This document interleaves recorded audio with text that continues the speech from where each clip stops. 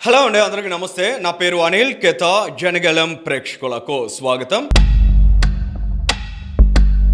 ఈరోజు జగన్మోహన్ రెడ్డి గారు ఓ ప్రెస్ మీట్లో మాట్లాడారండి. ఆర్సెలార్ మెటల్ స్టీల్ ప్లాంట్ని తానే తీసుకొచ్చేశాను అనేటువంటి ఒక సంచలన ప్రకటన ఆయన చేశారు.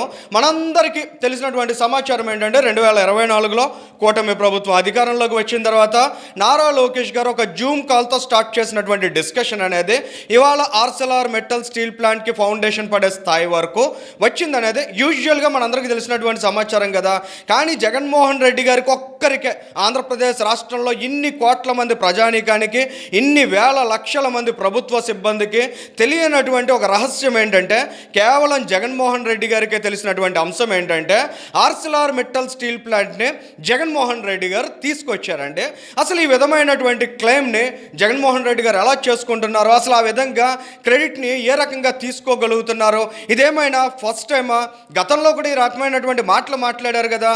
అసలు ఏ మాత్రం కట్టనటువంటి మెడికల్ కాలేజెస్ దగ్గరికి వెళ్ళి, పునాది దశలో నిలిచిపోయినటువంటి మెడికల్ కాలేజెస్ దగ్గరికి వెళ్ళి జనమంతా వాటిని చూసి ఆహా ఓహో అనాలనేటువంటి కామెడీ స్టేట్మెంట్స్ ఇచ్చి కమీడియన్ అయినటువంటి జగన్మోహన్ రెడ్డి గారు ఆ విధంగా ఎందుకు మాట్లాడుతున్నారని ఒక సైకియాట్రిస్ట్ని అడిగామండి. ఎందుకంటే గతంలో కూడా మనం అనేక సందర్భాల్లో పొలిటికల్ విమర్శలు చూసాం.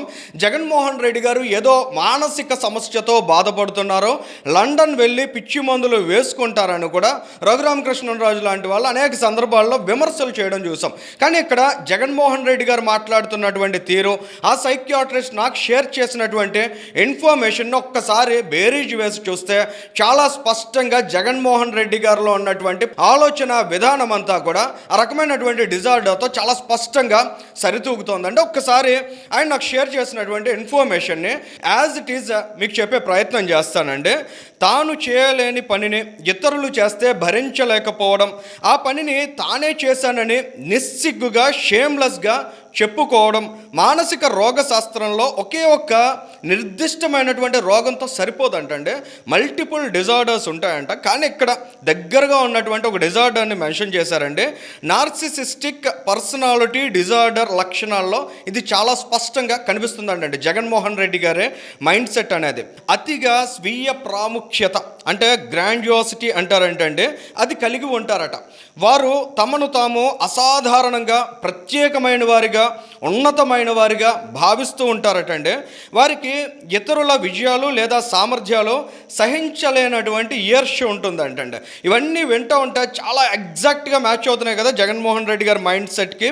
ఇతరులు ఏదైనా బాగా చేస్తే దాన్ని తమ సొంత విజయంగా మార్చుకోవడం ద్వారా తమ ఫ్రాగైల్ ఈగో చాటుకుంటూ ఉంటారంటండి రకమైనటువంటి మైండ్ సెట్ ఉన్న వాళ్ళు.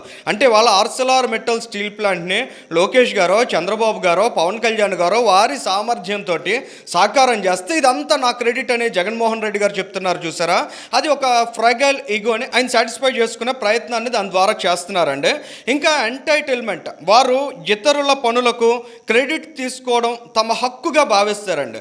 జగన్మోహన్ రెడ్డి గారి దగ్గర ఉన్నటువంటి బ్యూటీ అంటే ఎవరు ఏ విజయాన్ని సాధించినా అదంతా నా సక్సెస్ అనే ఏ మాత్రం కూడా సందేహించకుండా చెప్పుకోవడాన్ని తన హక్కుగా, తన స్వీయ హక్కుగా జగన్మోహన్ రెడ్డి గారు భావిస్తూ ఉన్నారు కదా.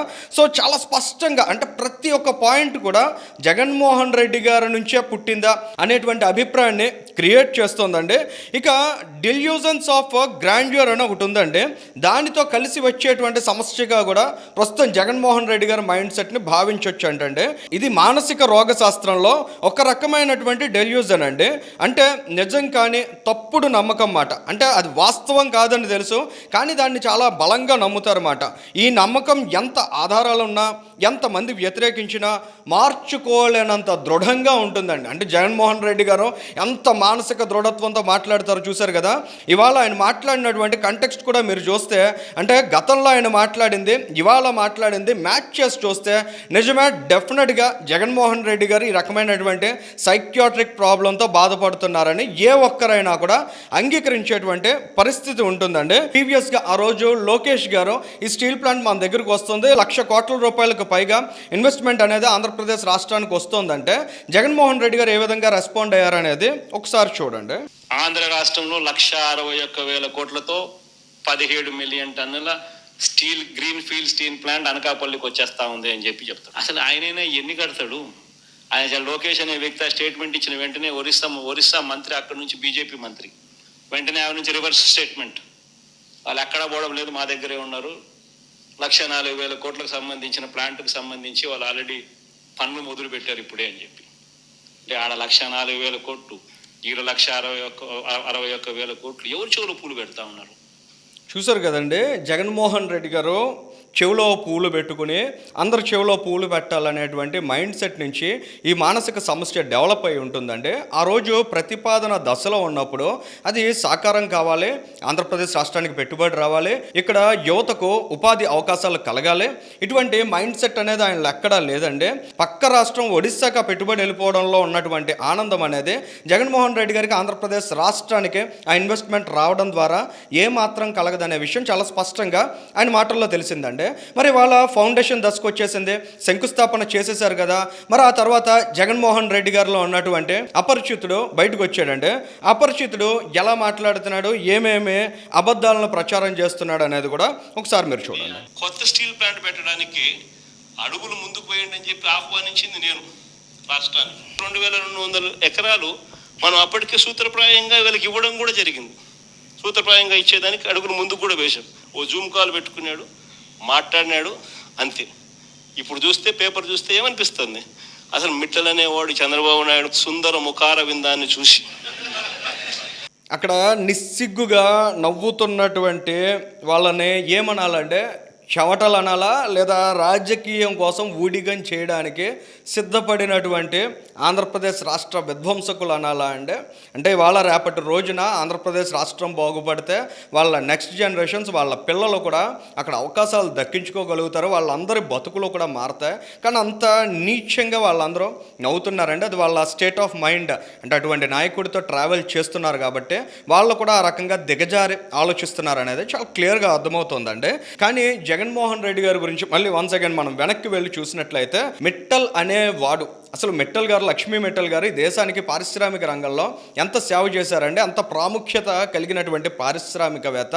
అటువంటి ఇండస్ట్రియలిస్ట్ వాళ్ళ ఆంధ్రప్రదేశ్ స్టేట్లో ఇన్వెస్ట్ చేస్తున్నప్పుడు దాని మీద పాజిటివ్గా మాట్లాడాల్సింది పోయి ఆ విధంగా తీసి పాడేసినట్లు మిట్టల్ అనేవాడు అనే మాట జగన్మోహన్ రెడ్డి మాట్లాడుతూ ఉండడం అనేది ఎంత డిస్టర్బ్డ్ మైండ్ సెట్లో జగన్ రెడ్డి ఉన్నారనేది చాలా క్లియర్గా తెలుస్తుందండి. ఆ రోజుల్లో పెల్లెట్ ప్లాంట్కి సంబంధించి వాళ్ళకి ఎగ్జిస్టింగ్ డికేడ్స్గా ఆర్సెల్ఆర్ మెటల్కి సంబంధించి ఇక్కడ జరుగుతున్నటువంటి ఒక బిజినెస్కి రిలేటివ్గా వాళ్ళ ఎక్స్పాన్షన్కి వెళ్తే దాన్ని స్టీల్ ప్లాంట్కి లింక్ చేసుకుని జగన్మోహన్ రెడ్డి వాళ్ళ తను తాను సాటిస్ఫై చేసుకుంటున్నాడు అండి. అంటే ఇందాక మనం మాట్లాడుకున్నటువంటి పాయింట్స్ అన్నిటినీ కూడా ఒక్కసారి మనం కంపేర్ చేసినట్లయితే చాలా క్లియర్గా తెలుస్తుంది జగన్మోహన్ రెడ్డి గారు ఎంత ఘోరమైనటువంటి మానసిక సమస్యలతోటి సతమతం అవుతున్నారనేది సాక్షాత్తు కేంద్ర ఉక్కు శాఖ సహాయ మంత్రి భూపతిరాజు శ్రీనివాస్ వర్మ గారు చాలా క్లియర్గా చెప్పారండి.